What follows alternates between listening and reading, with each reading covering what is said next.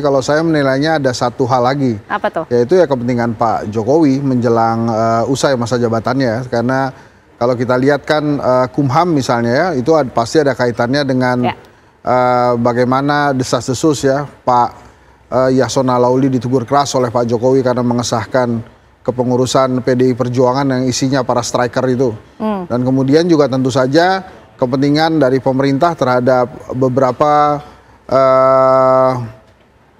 pelaksanaan keputusan tertinggi dari partai ya, ada yang munas, ada yang raker, ada yang muktamar yang dilaksanakan sebelum pilkada. Nah itu kan pendaftaran pilkada adalah kepentingan Pak Jokowi untuk menentukan siapa yang kira-kira bisa berlaga atau tidak. Jadi kalau menurut saya beyond transisi ya, tapi juga ada bagaimana Pak Jokowi mempersiapkan dirinya pasca tidak lagi menjadi presiden. Tentunya salah satunya adalah mencoba menservis Pak Prabowo sejak awal. Tapi apakah kemudian badan-badan ini masih ada atau orang-orangnya masih tetap sama, ya time will tell. Bisa saja Pak Prabowo kemudian memiliki preferensi baru, preferensi yang lain gitu. Misalnya bisa saja kan Hasan Nasbi nanti digantikan oleh Kodari misalnya kan. Karena jadi masih ada possibility reshuffle lagi ya. Bahkan ada kejutan lebih besar, digantikan Diri Satrio. Itu dia. Siapa tahu ada badan baru lagi.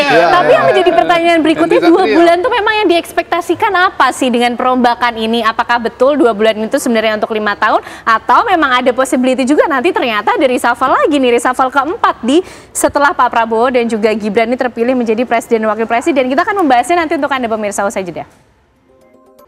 Ya, Anda masih menyaksikan Apa Kabar Indonesia Malam pemirsa. Kita tentu masih akan membahas apa kemudian yang menjadi tujuan Presiden Joko Widodo melakukan perombakan di akhir masa jabatan. Tapi kami hadirkan informasi terlebih dahulu untuk Anda pemirsa, di mana Partai Demokrasi Indonesia Perjuangan mempertanyakan pencopotan kadernya Yasona Lawli sebagai Menteri Hukum dan HAM hanya 2 bulan jelang berakhirnya masa jabatan pemerintahan Joko Widodo Ma'ruf Amin.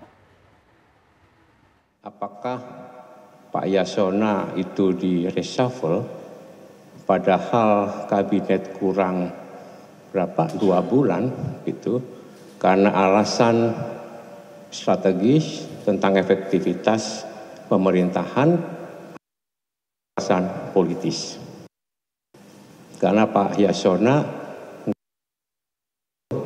karena meminta persetujuan kepada Presiden atas pengesahan perpanjangan kepengurusan DPP partai kemarin. Karena untuk pengesahan kepengurusan partai harus melalui Kemenkumham. Yang pertama. Yang kedua, apakah Pak Yasona ini diberhentikan karena sebagai kader partai beliau kemarin mengikuti acara deklarasi di Medan, yaitu deklarasi untuk mencalonkan Pak Edi Rahmayadi.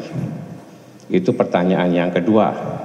Tapi partai menganggap silakan saja, asalkan betul-betul itu dilakukan secara benar dan baik.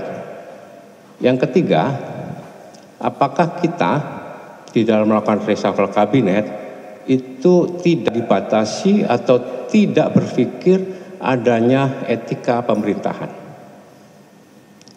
Umumnya kalau kita mau berhenti, umumnya yang terjadi secara etika ya, sebagai pejabat itu tidak melakukan pengambilan keputusan strategis yang nantinya akan bisa menjadi dalam tanda kutip beban bagi pemerintahan selanjutnya. Oke, Bang Kodari, ini menjadi pertanyaan dari PDI Perjuangan. Kenapa kemudian Yasona Lawli yang diganti? Karena di luar sana juga banyak sekali informasi, rumor yang beredar. Ini core-nya sebenarnya memang yang disasar sepertinya Menkumham. Karena kan pengesahan parpol-parpol di pilkada nanti Menkumham yang akan melakukan. Ya, GR aja sih kata saya. Gitu, oke. Lah iyalah, buktinya kan yang digantikan ada beberapa pos. Dan tadi sudah dijelaskan bahwa ada lembaga-lembaga, ada badan-badan yang juga dibentuk. Dan yang sudah pasti itu adalah soal transisi. Ya, bagaimana kemudian Pak Prabowo ditempatkan orang-orangnya untuk learning by doing dalam proses ini. Nah, mengenai apa ya? Mengenai pertanyaan tadi, menurut saya kayaknya kali ini dengan segala hormat Pak Jarod Saiful itu bablas ya mempertanyakan pergantian menteri, karena itu kan jelas-jelas merupakan hak prerogatif presiden. Jadi jelas-jelas merupakan prerogatif presiden. Jadi apapun keputusannya sebetulnya ya sudah diterima, jangan dikait-kaitkan dengan soal susunan kepengurusan atau kemudian hadir pada acara pilkada dan seterusnya.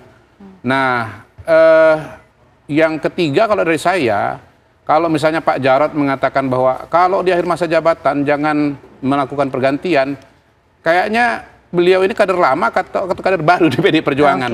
Ibu Mega tahun 2004 itu waktu masih presiden dan menjelang turun dari jabatannya itu mengganti ini loh, menunjuk Panglima TNI ya, yang kemudian tidak jadi.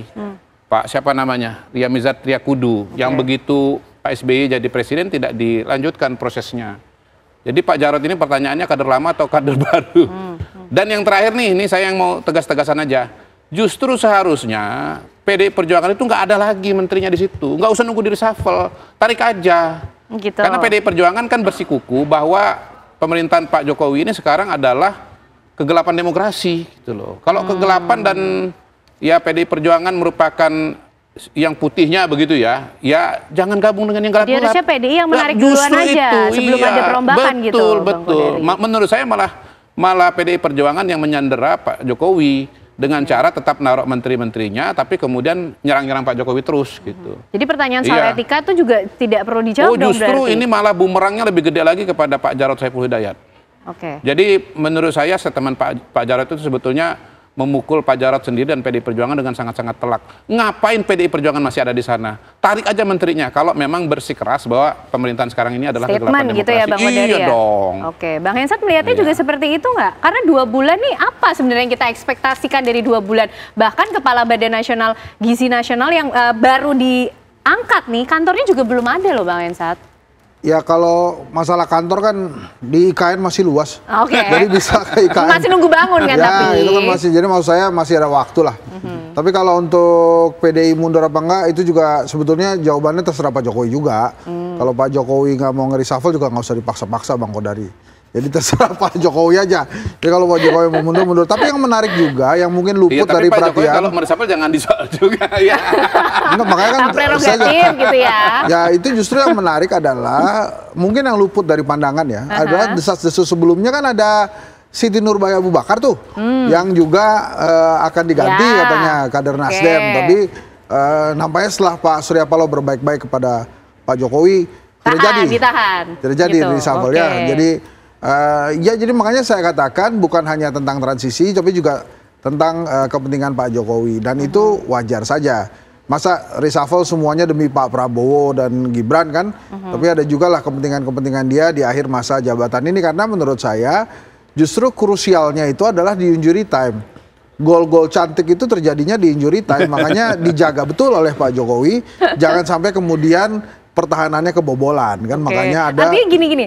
pergantian pemain memang di ujung-ujung. Tapi berarti menumbangkan indikasi rumor-rumor di luar sana kalau ada Pak Yasona Lawli ini mungkin bisa menjadi atau menghambat nih nanti di pilkada juga. Mungkin menurut Pak Jokowi begitu. Walaupun menurut PDI Perjuangan juga sebenarnya nggak gitu, karena kalau saya memandangnya Pak Yasona Lawli juga banyak berjasanya kepada Pak Jokowi. Beberapa agenda-agenda politik Pak Jokowi dijalankan oleh Pak Yasona. Makanya kan dipertanyakan sama PDI Perjuangan. Ya makanya, tapi menurut saya sih ya biarin aja gitu.